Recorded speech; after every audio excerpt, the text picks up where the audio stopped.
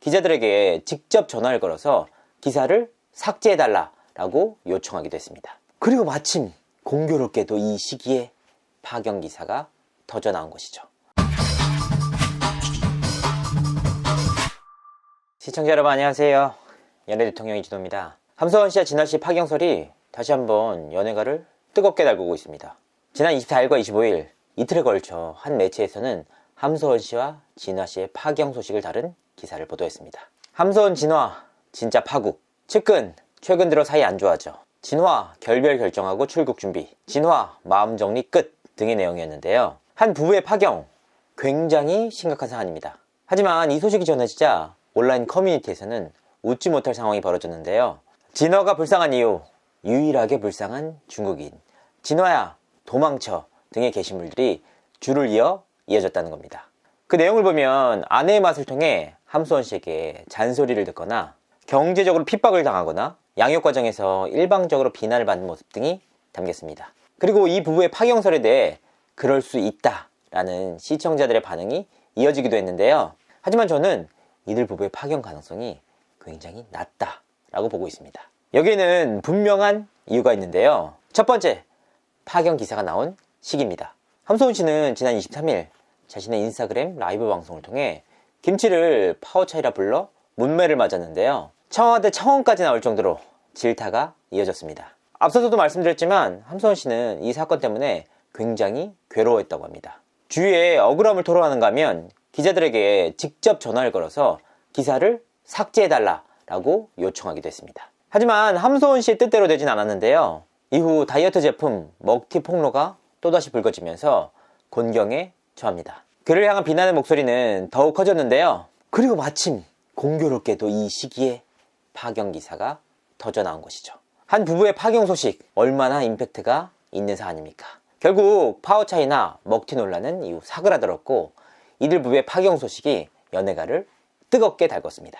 두 번째, 함소원 진화 부부의 파경설은 이번이 처음이 아닙니다.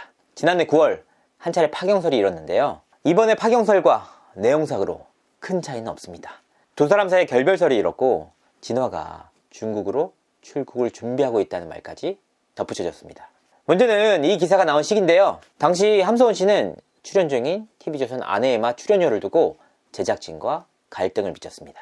양측이 이 합의점을 찾지 못하면서 급기야 하차설까지 불거졌습니다. 그런 위기 속에서 공교롭게도 진화 씨와 함소원 씨의 결별 기사가 터진 것이죠. 그렇다면 결과적으로 아내의 맛에 하차를 했느냐?